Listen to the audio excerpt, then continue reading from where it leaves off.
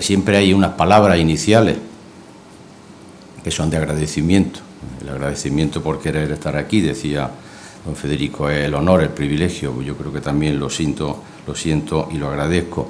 Mi felicitación, segunda palabra que tiene que salir, felicitación a los organizadores, al Tesón de Fernando Tesón, por quien y por esas palabras tan bonitas que al final te han dedicado a ti, a María Teresa, a tu mujer, a los que también, porque somos compañeros de promoción desde hace años, ¿verdad?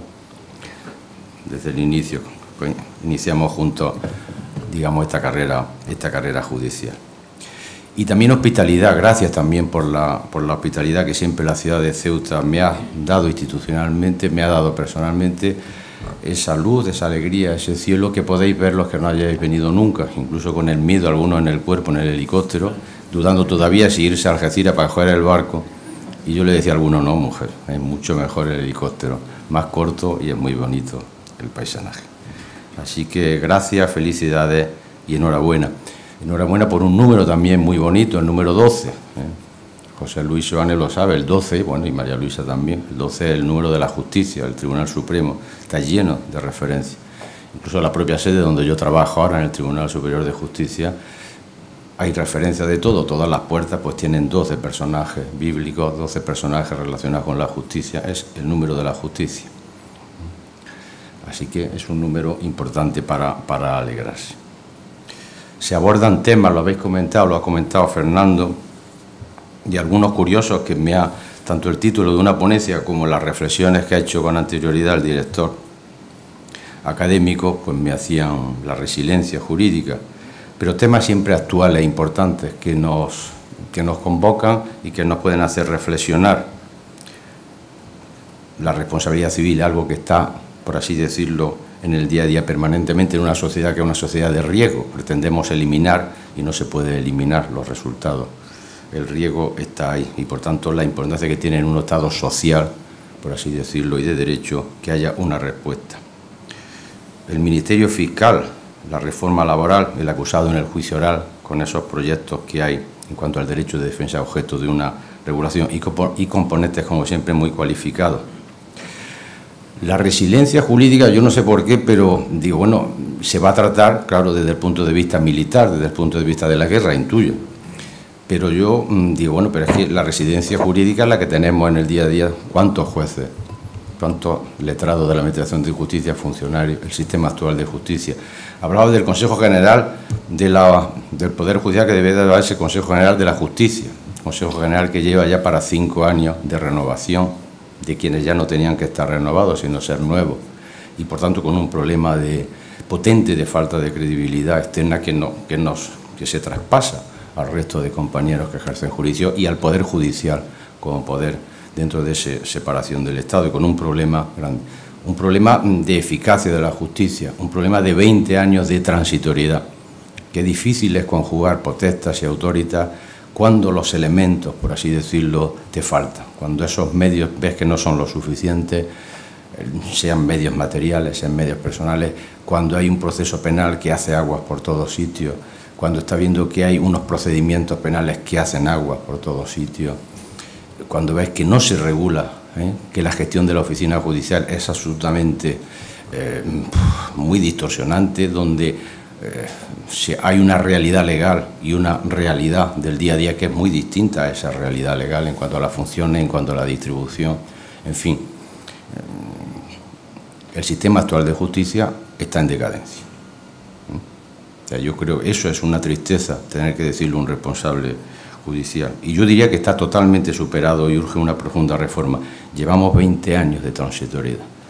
Y es necesario una reforma, es refundar la Administración de Justicia para que consiga eso, potestas y autoridad, y consiga una tutela judicial efectiva, ágil y en el tiempo razonable. Por tanto, el encaje institucional de su órgano de gobierno, esa politización real o aparente, pero que está ahí y que no la podemos negar, esos déficits organizativos y estructurales que lastran desde hace décadas, son temas que generarían un extenso debate, pero que hoy no es el momento, pero lo dejo apuntado como reflexión, porque la justicia necesita de verdad. Ahora mismo depende mucho de la profesionalidad de quienes día a día trabajan en los juzgados, a todos los niveles, depende de mucho voluntarismo, pero un buen sistema de gestión, un buen servicio público no puede depender del voluntarismo de las personas, necesita una responsabilidad, y aquí es necesaria una responsabilidad parlamentaria, política, para que de una vez por todas hagamos las grandes reformas estructurales, las grandes reformas legislativas. Llevamos 4 legislaturas con 4 leyes pendientes: eficiencia organizativa, eficiencia procesal, eficiencia tecnológica, nueva ley de enjuiciamiento criminal, y pasan los años, las legislaturas, sin que se haga. Y eso frustra mucho, eso frustra, y es necesario hacerlo cambiar si pensamos en los ciudadanos, si estamos pensando en que prestamos un servicio público y si queremos dar autoridad, potestad y buena tutela judicial. Pero bueno, resiliencia, por tanto vamos a seguir siendo, porque yo no voy a perder la esperanza, y no voy a perder, por así decirlo, el día a día pensando en el ciudadano más que en mí. Del Ministerio Fiscal se van a ocupar, bien de la Fiscalía, en particular militar, como de la visión del futuro, pero simplemente como reflexión, porque ahí, pues sí me interesa. Creo que tenemos un proceso penal absolutamente desestructurado, avanza a un ritmo desesperadamente lento, incompatible con lo que son los parámetros de una tutela judicial. Y todo eso atribuye en parte a la vigente legislación procesal. Llevamos 20 años de debate, ha habido 3 proyectos, algunos hasta, por así decirlo, caducados o devueltos, como se dirían los toros, ya que estamos en época taurina, devueltos porque ya estamos en el Parlamento, y como ha caducado la legislatura, pues también caducan los proyectos, donde más o menos hay unas reflexiones generales. El debate, y mañana seguramente seguirá ahí, va a estar que si fiscal sí, instructor fiscal no. Creo que ese debate relativamente podemos empezar ya a superarlo. Creo que lo importante es que nos centremos en una justicia penal en tiempos razonables, no a los 10 años de lo que se produzca un suceso, con unas instrucciones que alargan innecesariamente, con una bicefalia en la instrucción absolutamente evidente, donde hay una investigación preprocesal del Ministerio Fiscal que puede durar 1 año, pero que incluso se puede prorrogar otro año más, como me ha pasado a mí en unas diligencias que hemos recibido en el Tribunal Superior. Y digo, ¿y ahora qué vamos a reproducir nosotros? Lo mismo que ha hecho el Ministerio Fiscal, pero que no tiene valor. Donde incluso la última ley que ha salido de lucha contra la corrupción ha creado una nueva estrella de investigador, que es el investigador privado de las empresas, que se puede durante 3 meses investigar si hay algún aspecto que afecte a la corrupción, y que no sabemos si eso tendrá o no luego valor a efectos judiciales.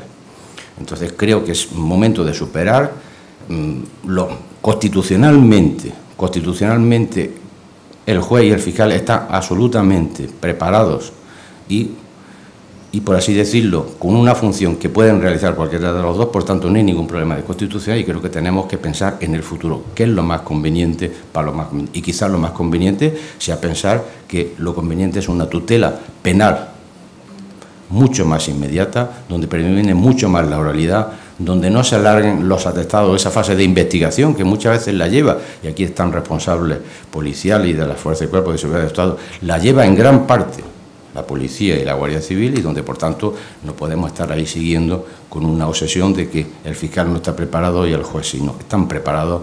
Lo que necesitamos es buenos elementos, y quizás sea el momento de que se separen bien las funciones y que tengamos un juez de instrucción, por así decirlo, de garantía, como se puede llamar, que visualice, que vea bien si se puede o no, si es necesario y se puede llevar a juicio un determinado procedimiento, pero que se separen mejor esas funciones. Yo es una reflexión que traerá, que es lo que sí me ha llamado la atención, en los 3 proyectos que hemos tenido, en ningún momento llegaba aparejado algo, que es las plantillas necesarias para ello, y también una adecuación del estatuto del Ministerio Fiscal.